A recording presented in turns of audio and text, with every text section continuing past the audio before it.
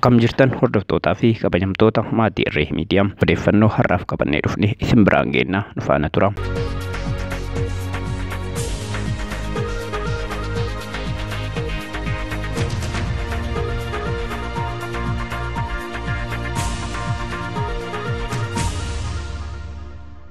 Hooggantoonni fi miseensonni paartiilee mormitootaa mana hidhaatti guuramuun jaatanaa'uun mootummaa Abbaa Irree kun tuffii uummata Oromoo irraa qabu agarsiisan jedhan dargaggoonni magaalaa Finfinnee irraa yaada isaanii nuuf kennan. Namoota siyaasaa kanneen ciccimoo ta'anii fi murna taayitaa gubbaa jiru wajjin dirree siyaasaa irratti osoo walitti dhufanii waan isaan mo'uu danda'aniif badii takkaan maletti manneen hidhaatti guuramanii jiru jechuun dargaggoonni kun dubbataniiru. Warri humnaan aangoorra jiru kophaa isaanii filannoo gaggeessina jechuudhaan dhama'uun jara fudhatama hin qabu. Uummanni Oromoos filannoon homaatu kan jirre beekee fincila cimsuun hooggantoota isaa mana hidhaa irraa baafachuu qaba jedhaniiru jechuun kan dubbatan qeerroon kunniin dargaggoota yaada isaanii bilbilaan nuuf kennan keessaa inni tokko akka jedhetti wayitama biyyattiin kallattii hundaan waraana keessa jiraachuu himuun keessattuu gama kaaba biyyattiin bifa haarawaan lolli daangaa Itoophiyaa fi Suudaan gidduutti gaggeeffamaa jira. Kuni ammoo laafina murni taayitaa gubbaa jiru biyyoota ollaa wajjin gama dippiloomaasiitiin qabu agarsiisa jedheera. Kamarratti dargaggoon kunniin wanti dhaaman biyya Itoophiyaa jedhamtu tana kufaatii fi diigumsarraa kan baraaruu danda'u Oromoo qofa ta'uu baranii hayyoota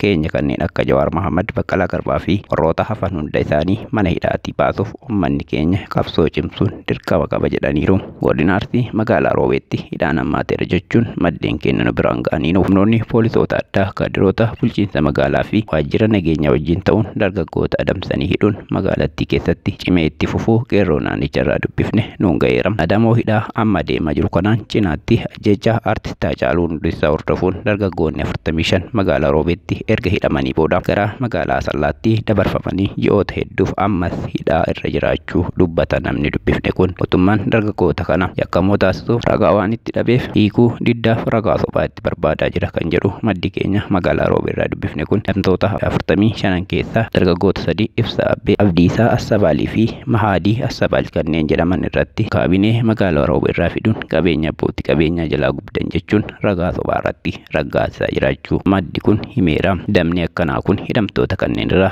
dhaabbachuus akka qabu gaafataniiru. Kana malees deeggarsi maqaa raayyaa ittisa biyyaatiin eegalame ammas hin dhaabbanne kan jedhu maddi keenya kun kadireen qonnaan bultoota naannichaa tooftaa adda addaatiin saamaa jiraachuu eere. Namni yaada kennate kun xumura irratti barattoonni Oromoo wayitaa hamaa kanatti gara yuunivarsiitiilee naannolee Amaaraa fi Tigraay akka hin deemne maatiin barattoota of eeggachuu akka qaban dhaamee jira. Magaalaa Awwadaayitti sababa huboo deeggartan jedhuun jiraattonni mootummaa hedduun hojiirraa ari'amu kaan ammoo hidhamaa jiraachuu maddeen gabaasaniiru. Kan jiraatan magaalaa Awwadaa irraa dubbifne tokko ibsatti gocha kana kan raawwataa jiru ergama bilisiginnaa irraa fudhatee kan dhufe nama Hangaasaa Ibraahim jedhamudha jechuun dubbateera. Namni Hangaasaa jedhamu kun kantiibaa magaalaa Awwadaa taayitaarraa buusee hiisisee jiraachuu kan himtu jiraattuun dubbifne tun hojjettoonni hedduun kanneen lakkoofsaan 15 ol ta'anis ramaddii hojii isaanii irraa kaafamuun wayitii ammaa hojii dhabeeyyii ta'anii akka jiranis ibsiteerti. Hangaasaa Ibraahim oboo magaalaa Awwadaa keessatti ijaaramte tana ni dhabamsiifna jechuun hawaasa magaalaa Awwadaa hanga tokko walitti qabee doorsisuun dhaadachaa akka tures maddi teenna tun nuun geetteerti. Hangaasaa Ibraahim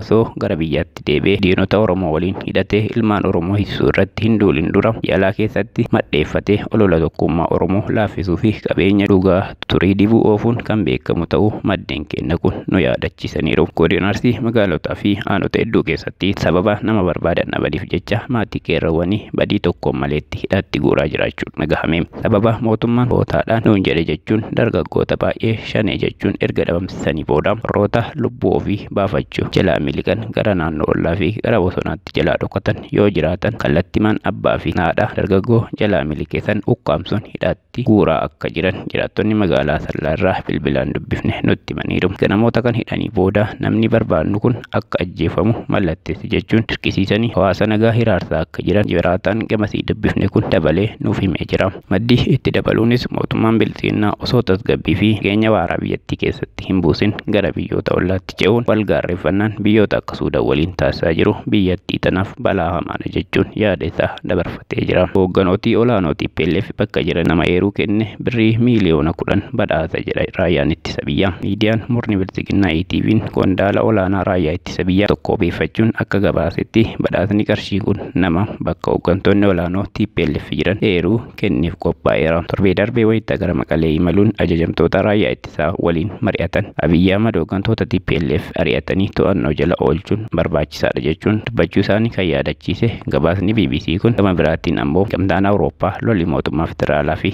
Tigraay gidduutti jalqabe karaa nagaatiin akka furamu waamicha dhiyeessuu marraa ka'uun gargaarsa laachuuf ka'e birrii miliyoona 4 dhoowwachuu gabaasee jira. Dhimma kanarratti xiinxaltoonni siyaasaa yaada kennaniin murni bilisiginnaa nama bakka qondaaltonni TPLF jiran sa'aatileef qarshii miliyoona 10 kennina jechuun barbaachi qondaaltota TPLF salphaatti kan hin milkoofne ta'uu hubachuurraa madda jedhaniiru. Galabsamee turetti waraanni dhumateera erga jedhamee as qondaaltonni TPLF maqaadhaan beekamu tokkollee kan hin qabamin ta'uun weerarri Tigraay irratti godhame galma barbaadame akka hin gaheenii fi ammas waraanni deemaa jiru milkiitti kan hin dhiyaatin ta'uu agarsiisa jechuun xiinxaltoonni siyaasaa dhimmicha dhiyeenyaan hordofaa jiran dubbataniiru. Manni murtii federaalaa dhaddacha yakka lidataa dhimma hidhamtoota galmee obbo Jawaar Mohaammed jala jiran ilaaluuf dhaddacha muddee 8 bara 2013 taa'een beellama haaraa hamma ji'a 4 bara 2013tti qabachuusaa gareen abukaatoo hidhamtoota siyaasaa Oromoo keessaa obbo Kadir Bulloo himaniiru. Beellamoota dhaddacha darban 3 irraa hafuu hidhamtoota kanaas sababeeffachuun dhaddacha sadaasaa 18 bara 2013 taa'ame irratti hidhamtoonni garee obbo Jawaar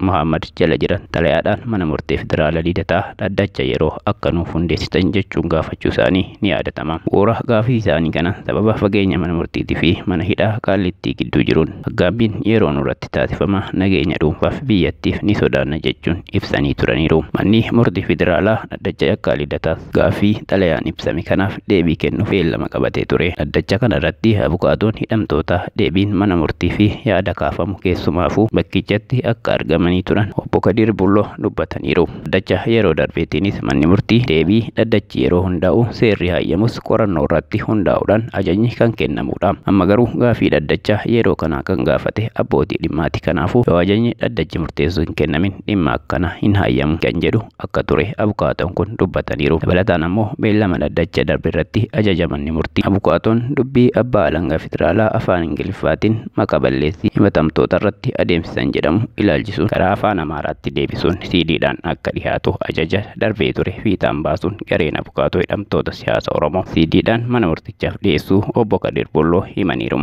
Manni murtii federaalaa dhaddacha yakka lidataa beellama himatamtoota kanaa fageessuudhaan murtii haqaa lafarra harkisuusaa ilaalchisee mana murtiif gaafii dhiyeessinee turre kan jedhan obbo Kadir beellama darbe irratti abbaan seeraa tokkichi murtii hidhamtoota dirqiidhaan majii 25 mana murtiitti dhiyaachutu irra jira jechuun dubbii dubbatame waliin wal qabsiisuun dhaddacha sanaaf gaafii kaasnee turre jechuun dubbateera. Hidhamtoonni kunniin murtii haqaa argachuun osoo barbaadan garuu sababa mana murtii dhiyaachuuf isaan daangessu sababeesseen utuu himanuu dirqiidhaan dhiyaachuu qabu jechuun sirrii miti. Abbootii seeraa sadii murtee darbuu qabu abbaa seeraa qeenxeedhaan himamuu dabalatee manni murtii beellama fageessuun isaa agarsiiftuu biraati jechuun faccisni garee abukaatoo irraa dhiyaate turuusaallee odeeffanneerra. Falmii cimaa abbootiin alangaa godhanii fi mormii hidhamtoota irraa keessumattuu obbo Dajanee Xaafaarraa dhiyaateen booda manni murtichaa beellama amajjii 25 qabamee ture gara amajjii 4 bara 2013tti geeddareera. Bu'aa barattootaa ta'uun yuunivarsiitii Wallootti barattoota tajaajilaa kan ture barataa maqaan isaa akka dhahamu hin barbaanne tokko dhimmi barattoonni Oromoo gara yuunivarsiitii naannoo Amaaraa fi Tigraayitti imaluu wal qabsiisee sodaa qabu ibsateera. Yuunivarsiitii Wallootti barnoota isaa hordofaa kan ture barataan kun sodaa lubbuu isaatiif jecha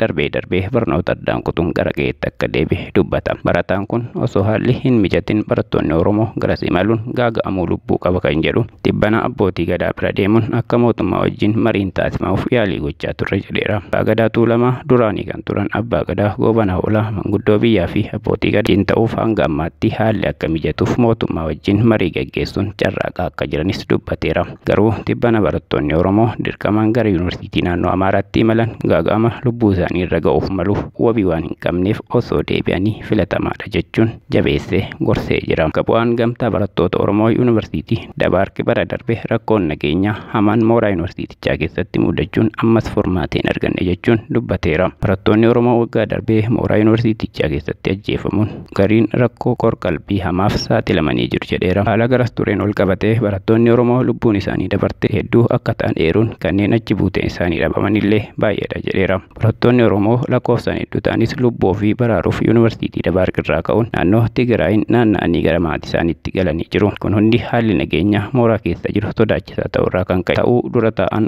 Gamtaa barattoota Oromoo Yuunivarsiitii Dabaarq himeera. Barattoonni Oromoo naannoo Oromiyaatti baratan haala obboloon isaanii waggaa darbe naannoo Amaaraatti barachaa turan keessa dabran sana yaadachuun amma danda'ametti dhiibbaa gochuu qaban jechuun yaamicha dhiheesseera. Barattoonni Yuunivarsiitii Oromoo keessatti barataa jiran bifa qindoomina qabu ka'anii barattoota Oromoo kanneen gara yuunivarsiitiiwwan naannoo Amaaraa fi naannoo Tigraayitti dirqisiifamanii ergamuutti jiraniif sagalee ta'uu qabu jechuun barataan Yuunivarsiitii Dabaarq barataa ture tokko dhaamsa isaa dabarfateera. Waggaa tokko dura barattoota 13 ol Oromummaa isaaniitiif qofa harka diinaatiin lubbuun isaanii dhabne kan jedhu barataan Yuunivarsiitii Dabaarq kun gammaatti hammeenyi barattoota Oromoo irratti raawwatame miidiyaa mootummaatiin wanni dubbatamee hin jiru. Gama mootummaa naannoo Oromiyaatiin dhimma barattoota wareegamaniis ta'e furmaanni barattoota Oromoo ilaalchisee qajeelfamni diriire tokkoon illee hin jiru. Kanaafuu barattoonni Oromoo Oromiyaa jirtaniif sabni Oromoo bal'aan sagalee nuuf ta'a jechuun iyya barattootaaf dabarseera. Barataan kun itti dabaluunis haalli walgaarreeffannaa dhimma siyaasa dhuunfaa isaaniitiif jecha mootummaan naannoo Amaaraa fi mootummaan naannoo Oromiyaa gidduutti taasifamaa jiru kan durii caala haalaan yaaddessaadha. Kanaafuu barattoonni keenya osoo deemanii harka diinaatiin hin ajjeefamin dura ammuma sagalee walii ta'uun barattoonni Oromoo gara yuunivarsiitiiwwan naannoo Amaaraa fi naannoo Maqaleetti akka hin imalleef maatiin barattoota dhorkuu qaba jechuun akeekkachiiseera. Murna dantaa mataa ofiitiif jecha mirga uummataa cunqursuun lammiilee nageenyaa irratti waraana labsu kana ofirraa kaasuuf Oromoon rafee buluu hin qabu jedhan Roon Qeellam Wallaggaa magaalaa Dambidolloo. Haalli uummanni Oromoo amma keessa jiru yeroo kamillee caalaa ulfaataadha. Kana irra aanuuf ammoo haqaa fi dhugaa qabnuuf cichuu qabna jechuun qeerroon kun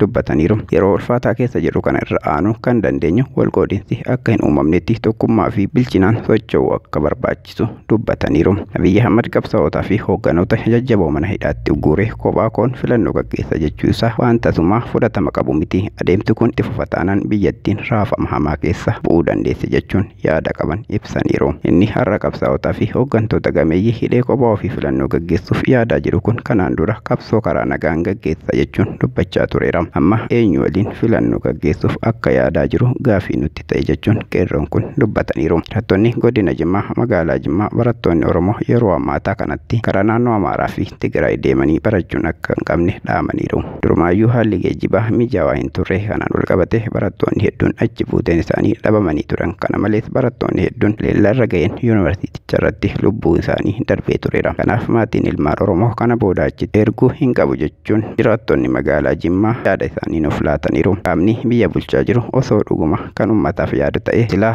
rakkoo bara darbe uumamte saniif dabarsee furmaata gochuu qaba kan jettu jiraattuun magaalaa Jimmaatuun gara faallaa kanaan humnoota badii sana seeraaf osoo hin dhiyeesseen ammas barattoota Oromoo yuunivarsiitiilee naannoo Amaaraa fi Tigraayitti ramaduun fudhatame hin qabu jetteerti. Oromiyaa irratti barattoota keenyaaf haalli barnootaa gama mootummaan naannoo Oromiyaatti mijeeffamuu akka qabus gaafattee jirti. Kabajamtoota hordoftoota maatii Irree Miidiyaa odeeffannoon har'aaf qabannee isiniif dhiyaanne kana fakkaata. Nagaan nuuf tura.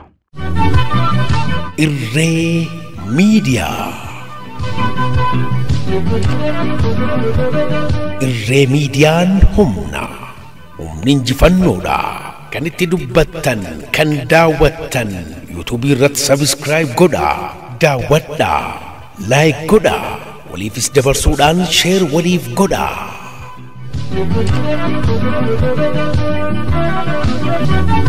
Irree odeeffannoowwan garaa garaa qabannee isinii dhiyaanna.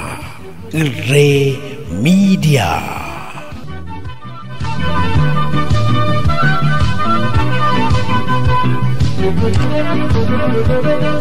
Thank you.